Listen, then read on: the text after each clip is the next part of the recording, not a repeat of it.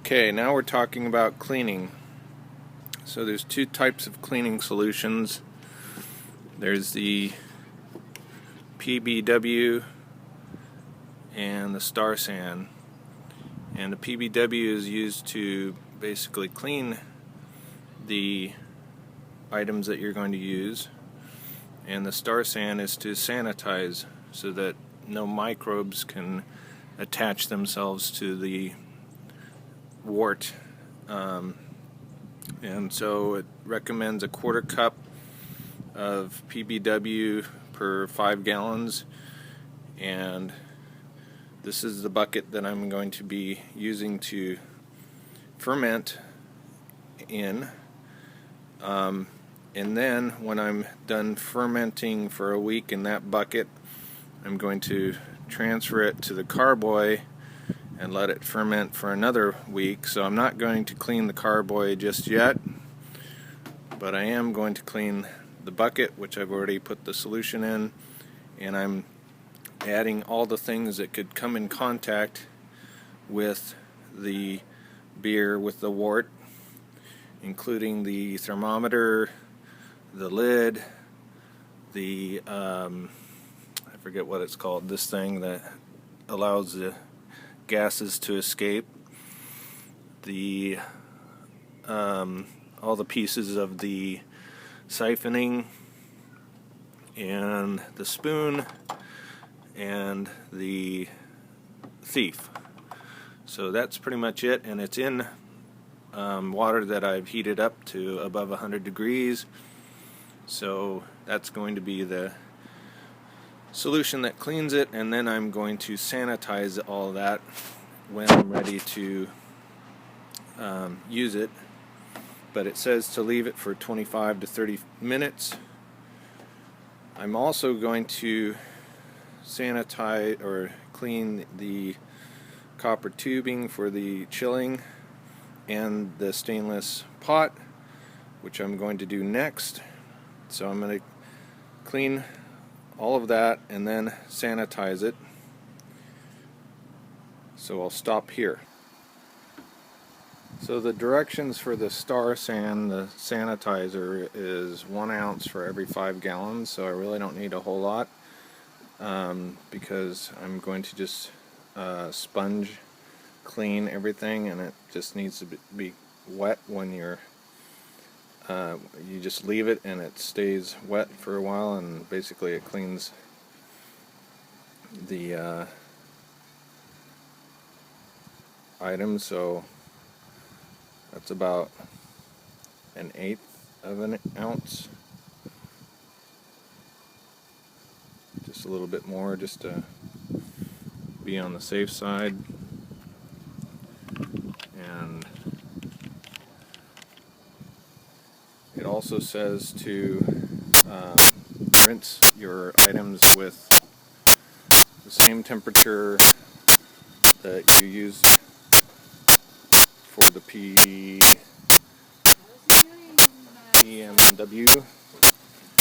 And so now I'm ready to clean this pot and clean that bucket, and then I will start brewing.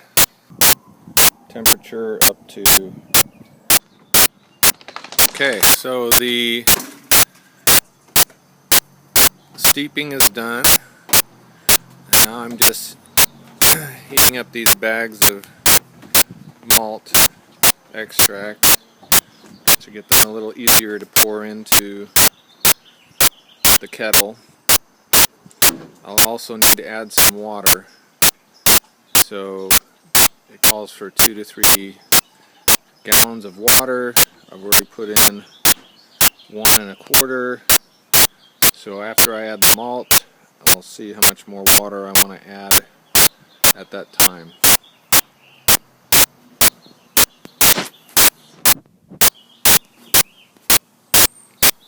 I've also taken out the yeast, and I'm going to do a double yeast batch just to make sure it gets extra fermentation.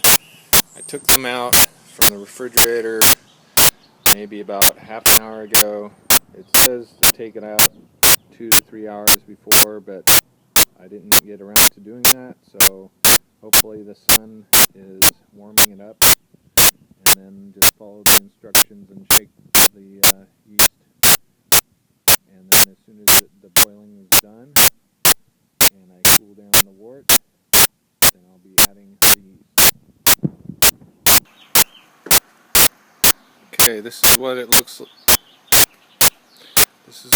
like after the malt and the maltodextrin and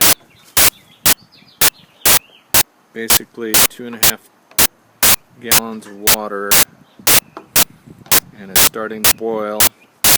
So now it's time to start adding hops, and the first hop calls for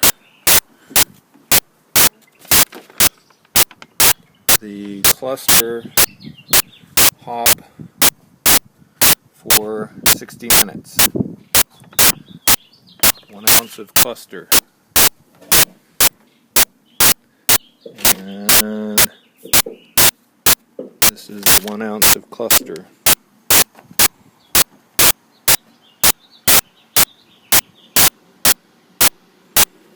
Can't really see it, but that's it. And I'm going to put my video down now.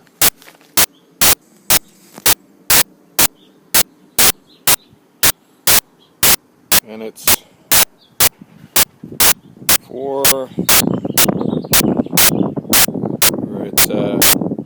2:30.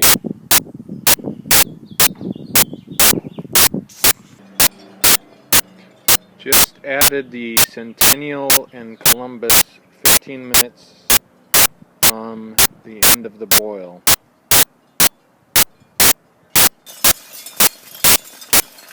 The chiller.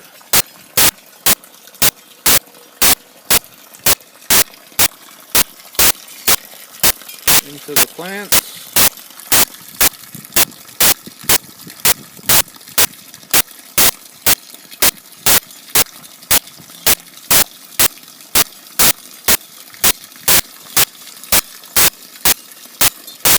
And 14.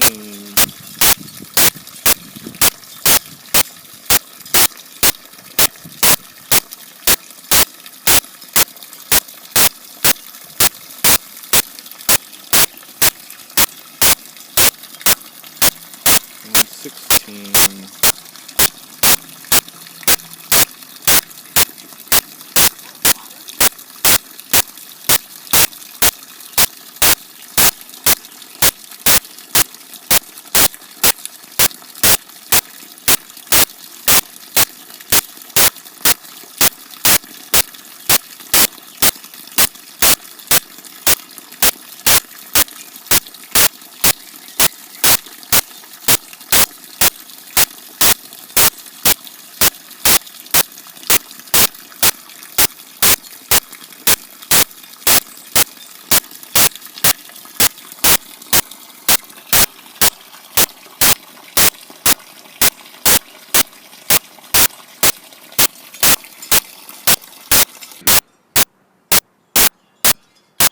Okay, so skip some steps, but this is the final bucketing, and now we just got to wait for the fermentation and the bubbling to happen.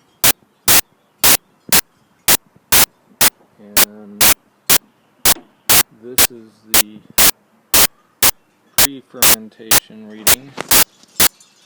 I don't know if you can see that. It comes into focus. Basically says 1.08. So now we have to see what the final fermentation reading is. But hydrometer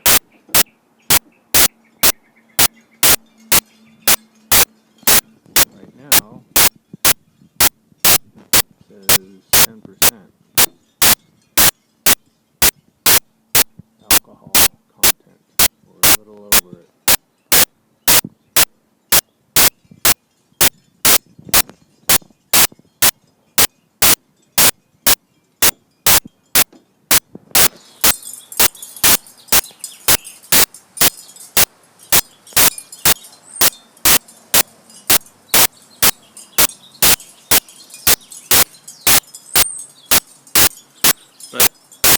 basically 1.08.